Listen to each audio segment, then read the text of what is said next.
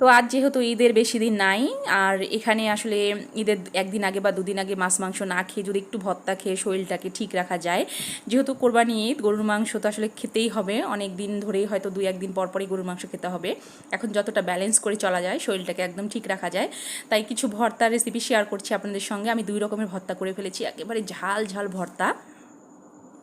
তো যাদের মুখে রুচি নাই তারা এইভাবে ভর্তা করে খেতে পারেন, সাথে একটু লেবু। এত মজা, এত মজা। তো আসসালামু আলাইকুম, চলে এলাম আমার রান্নাঘরে, চলুন শেয়ার করি। তো এখানে আমি কিছু দেশি লতি নিয়ে নিয়েছি। আমার হাজব্যান্ড জানে যে আমি লতি পছন্দ করি। তো এখানে আমি লতিটা কেটে নিয়ে সুন্দর করে লবণ দিয়ে পরিষ্কার করে নিলাম।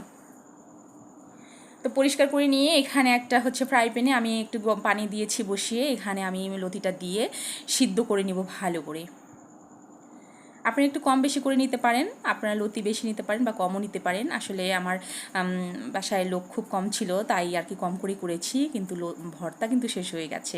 এতটাই মজা ছিল, এতটাই সুন্দর ছিল খেতে। তো লতিটা কিন্তু আমার সিদ্ধ হয়ে গেছে। না, আরেকটু আমি করব, একেবারেই পানিটা কিন্তু গায়ে একদম মানে ইয়ে হয়ে যাবে, শুকায় যাবে, এমনভাবে পানিটা দিতে হবে। আমি কিন্তু এখানে সামান্য পানি ব্যবহার করেছি। তো এটা কিন্তু একেবারেই শুকায় যাবে, আর লতিটাও মানে হয়ে যাবে এখানে। আমি আপনাদের সঙ্গে শেয়ার করছি কিভাবে লতিটাকে আমি নামাবো। আর এরই মধ্যে আমি কিছু রসুনের কোয়া দিয়ে দিয়েছি। হ্যাঁ, রসুনের কোয়াটা অবশ্যই দিতে হবে, কারণ লতিটা অনেক সময় চুলকায়, আর ঝালটা একটু বেশি দিতে হবে। এই যে আমার কিন্তু পানিটা একেবারে শুকিয়ে গেছে। তো এটা আমি বন্ধ করে রাখবো, আর এর মধ্যে আমি কিছু শুটকি টালে নেব।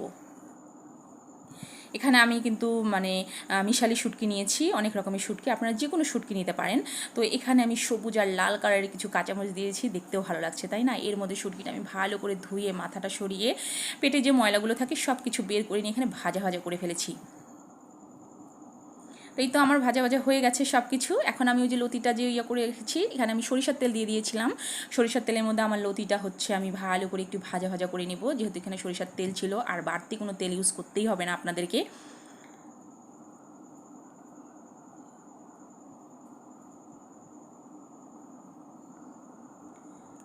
তো এই তো আমার এখানেও লতিটা সুন্দর হয়ে গেছে। চাইলে আপনারা হাত দিয়েও মেখে খেতে পারেন, এটা একদম মাখে নিতে পারেন। আমি কিন্তু একটু শিলপাটায় হচ্ছে বেটে নিচ্ছি, চাইলে আপনারা ব্লেন্ডারও করতে পারেন।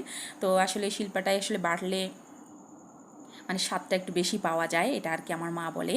তো আমার কাছে কিন্তু খুবই ভালো লাগছে লতির ভর্তাটা। আপনারা চাইলে কিন্তু খেতে পারেন। হ্যাঁ, লতির ভর্তায় কিন্তু অবশ্যই একটু লেবু দিয়ে দিবেন, আরও দ্বিগুণ মজা হয়।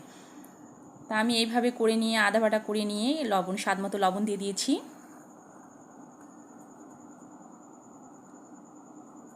একটু কষ্ট, কিন্তু খেতে কিন্তু দারুণ মজা, দারুণ। তো এখানে আমি লতিটাও দিয়ে দিচ্ছি। চাইলে আপনার লতিটা কিন্তু এখন ওই যে যেটা আমি শুটকি তারপরে সব কিছু মিলায়া যে বেটে নিলাম এতক্ষণ, এটার সঙ্গে কিন্তু লতিটা হাত দিয়ে মেখে নিতে পারেন। আর আমি শিলপাটাই করে নিচ্ছি এভাবে।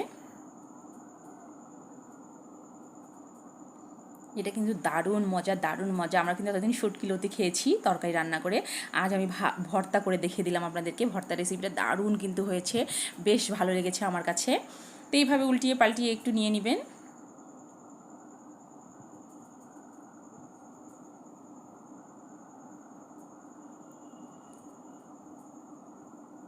তো এখানে আমার লতির ভর্তাটা হয়ে গেছে, একেবারে সুন্দর হয়ে গেছে। তো আমি কাঁচা পেঁয়াজ দিয়ে দিচ্ছি এভাবে চিকন চিকন করে কেটে। আপনারা চাইলে কিন্তু পেঁয়াজটা ওখানে ভাজাও করে নিতে পারবেন, আবার চাইলে কিন্তু এইভাবে কাঁচাও দিয়ে দিতে পারেন। আমার মতো একটু বেশি করে দিবেন, তাহলে কিন্তু খেতে অনেক মজা লাগে। তো এইবার ভর্তাটা তুলে নেওয়ার পালা আমার। তো এই যে ভর্তাটা আমার, এইটা হচ্ছে একেবারে অরিজিনাল কালার। তো এই তো আমার লতির ভর্তা একেবারে কমপ্লিট হয়ে গেছে। তো আমার মা বলে যদি শিলনোড়ায় যদি একটু ভর্তা করা যায় আর এখানে যদি একটু ভাত মেখে খাওয়া যায় তাহলে কিন্তু বেশ লাগে, তাই না। তো আমি এখানে একটু ভাত নিয়ে নিয়েছি। তো আলহামদুলিল্লাহ। তো আমি না সেদিন একটু মাছ রান্না করেছিলাম, মাছের একটা পেটি নিয়ে নিয়েছি ভাজা।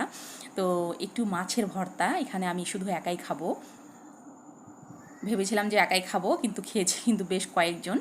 এইভাবে একদম কাঁচামরিচ তেলের মধ্যে টেলে আর হচ্ছে কাঁচা পেঁয়াজ এইভাবে গোল গোল করে কেটে নিয়ে আমি একটা মাছ এইভাবে কড়া ভাজা দিয়ে নিয়েছি, এটা পেটির টুকরা। তো এইভাবে করে আমি একদম সুন্দর করে এই যে একদম ভর্তাটা করে নিয়েছি। প্রথমেই কিন্তু দেখিয়েছিলাম আপনাদেরকে আমি 2 রকমের ভর্তা কিন্তু দিয়ে ভাত খাচ্ছিলাম, 2 রকমের ভর্তা আপনাদের সঙ্গে শেয়ার করলাম। এই মাছের ভর্তাটা কিন্তু আমার মায়ের হাতের, আমার ছোটো ভাইটা খুব পছন্দ করে।